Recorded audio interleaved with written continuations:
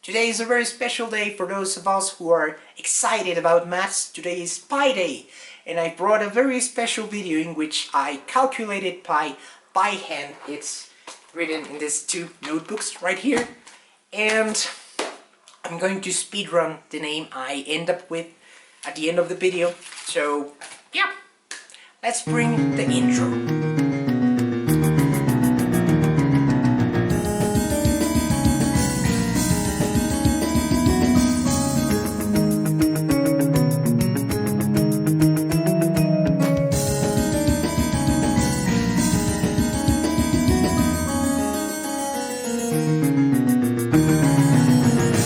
Good morning, evening, night, people of planet Earth. My name is Gurdinger, and today I'll bring you a bit of a different video to the content I've been producing lately. See, there's this YouTuber called Matt Parker. He has a YouTube channel named Stand Up Maths, in which he does math-related stuff. Some of you might have seen him because of the video he did about the whole dream speedrun thing.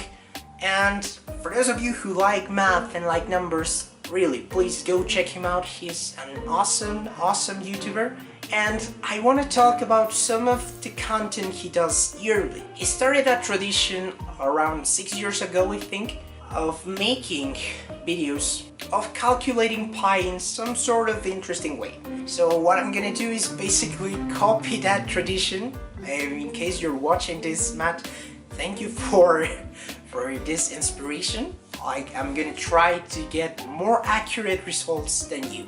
And since you seem to be kind of interested in speedrunning Minecraft, if you want to play with me, my DMs are open.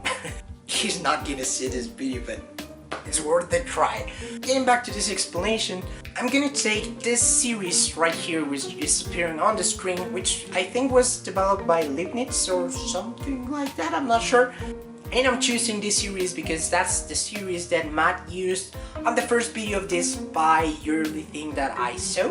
So I want to try and get a better result. And spoiler alert, I got a closer result. But to get that result, I've been calculating pi for the past 5 months. It's not been particularly hard. Like, what I've done is watch some Ben 10 episodes. I just finished The Ultimate Alien, pretty cool show. And while watching an episode, I was just doing some divisions, some adding, some subtracting, and some multiplications. That's basically what I've been doing for the past 145 nights. Yes, I don't have a very interesting life apparently. Now, before I get into the explanation of how I came to calculate pi, I just want to say that I didn't record any footage of it for one simple reason. It was boring. And I mean it, like, I was just writing stuff in a notebook. Basically, that's all I did for this past 5 months. And how entertaining can it be? I mean, I'd be surprised if someone managed to create a scene which is either entertaining or epic or both of someone writing on a notebook, right? You had to say it, didn't you?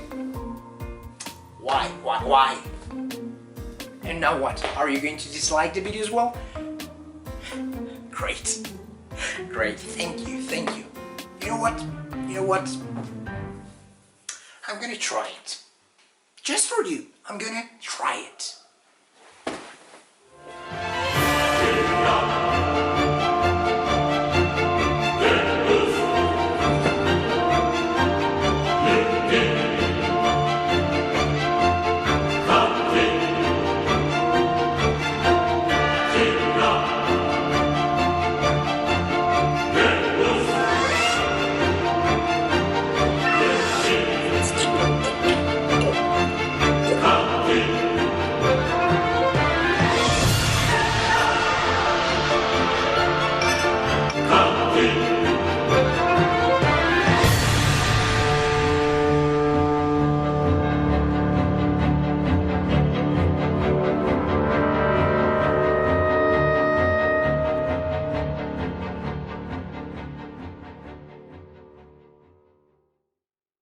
That scene was a ton of fun to do, really. Thank you very much to my sister who helped me to make that thing. It took around 5 hours to do the whole thing without taking into account the editing process. So thank you very much for helping me, sis. I think I didn't thank you in my Spanish video. I'm gonna record that right now. But for those of you who are still here, I'm gonna explain sort of what my process was, because it's not very clear on that sort of recreation of that scene. Now let's get into the explanation of this whole process. I calculated pi up to 25 decimal places, because that's basically the length of this whole thing. And for the second notebook it was 24 decimal places, because this one's apparently a bit smaller. But what we're interested in is how close I got. So this series right here, for those of you who don't understand what it means, basically says that we're gonna take all the odd numbers and place them on a fraction as the denominator, and we're gonna start alternating positive and negative signs. So it's gonna be 1 over 1 plus 1 over 3. Wait, that's not right. It's gonna be 1 over 1 minus 1 over 3 plus 1 over 5 minus 1 over 7, and so on up to infinity. So what I did is every single day for this past 145 days, I just made 4 divisions. The first day I did 8 because I wanted to start this one day earlier, and basically I got 3.017071817 and so on. I was pretty far off for what you're about to see. Let's now skip forward a couple of days to day 7. After 1 week of calculating pi, I arrived at 3.1103502739, which isn't great. It seems to be getting closer to pi, which is what we want. Let's skip forward a couple of weeks. I got on day 82 3.13857399979. We're getting closer to 3.14, which is what we want. 3.14159665. I know 400 decimals of pi in Spanish and English. I can say like 10. It's fun. Pi is my favorite number, by the way, my favorite irrational number. It's in the intro because of that, and because of these videos I want to do yearly. So now let's go to the last day in which I calculated pi, which was yesterday. Day 145, 3.13989406991. I seem to be getting closer. I haven't even gotten the second decimal right. But by the looks of this, in a couple of days, around 11 days maybe, I am gonna reach 3.14, which is exciting. And what I want to do is continue this up to the next year and see how much it has improved, because please remember, this is an infinite series, which means that to actually get pi I'd have to do this an infinite number of times. I just want to see how close I can get by repeating this yearly and seeing if I come any closer, and how closer I get in this 1 year gap. And I also want to calculate pi in a different way. If you have some suggestions, please leave them down in the comments. And now let's go see how far off I was from the result I was supposed to get yesterday, and how far off I was from the actual value of pi. So let's go to my computer. I decided to save us both some time, so this is pi, this is the ideal value I should have gotten, this is what I calculated, then we have what I should have gotten, and then are the errors for each of these two values, which are pretty low by the way. And now, since I'm done with this whole explanation and math and boring stuff, let's go to the actual speedrun, because it was pretty fun. It's just gonna be highlights of this thing. It took over 100 attempts, by the way. And if you want to see the whole run, it's appearing right here on the card at the top right of the screen. Okay, I'm going to try to react to this whole thing, but it's a bit fast-paced and I'm not sure if I'm going to be able to do this in English. First of all, I took some wood to make a couple of tools. First of all, my crafting table, some sticks to make an axe, and I used the axe to make a boat and two sets of doors, so 6 doors. Then I came to this section to grab some wool because the RNG that I needed for this run was killing a lot of runs because of wool. So I decided I wasn't going to rely that much on string trades. I went to this island and I apparently don't know how to break a boat. I came to this island because of this buried treasure which contains iron, some TNT and some cooked cots. Then I placed my boat again, very cool, right? like a pro, to go to this abandoned portal, ruined portal, I'm not sure how it's called. I think it's ruined, to grab some obsidian, some flint and some golden armor. Now I'll place my boat again like a pro, just one more time, to come to this shipwreck in which I'm going to find a lot more iron, which I'll use to make my tools and some stuff. And then I came to this place to get some wheat to make bread, which is going to be my main food throughout the run. Then I started crafting my bread, my tools, and I made a helmet, a bucket and my flint and steel, and that's all I was going to need for the run. Then I managed a bit my inventory and left this shipwreck with all I was going to need. As you may have seen in the thumbnail, I used monument strats, so I had to lower down my view distance in order for lowering my chances of getting mining fatigue. I finally arrived at the monument and I started swimming like a terrible player. I started digging inside and getting all my 8 gold blocks I was going to need for this run, and trust me, it's not enough. A lot of my runs died to RNG, to bad RNG with the piglins. I got back to my normal settings to enter this magma ravine. Here's where I was going to make my nether portal. That was one of the reasons for which I chose this variation of the seed, and that's because I wanted to learn first of all how to raid monuments and how to make underwater portals, and I'm pretty slow at this, as you can see at the time I started and the time I'm going to finish making the portal, but it's a great practice, so I'll probably look for more seeds that will require for me to do this. When I entered the nether, I grabbed 2 of these warp funguses because warp fungi, I don't know what's the plural of fungus, just in case I dropped the stuff I wasn't going to need. Well, some TNT broke these blocks which I was going to use as my building blocks. Then here I had to see if there were enough piglins for me to trade, and since there was only one I just bailed. Then I get lit on fire for a second here. I start towering up this place and I found 2 piglins, and only one of them started getting interested in the gold. The other one just didn't care, and it took a long time for these guys to get inside the hole. As you're going to see, I tried to lure this guy and the other just disappeared, and this was a nightmare. I was already a bit nervous because I was at a decent pace for this new strategy that I had developed. So I took out my armor because I had seen these 3 piglins and I wanted them to come after me, and this guy almost killed me. Then every single one of them at the end managed to enter this hole, so this was pretty slow. I took this TNT to get some wood, which I was going to need for making my beds.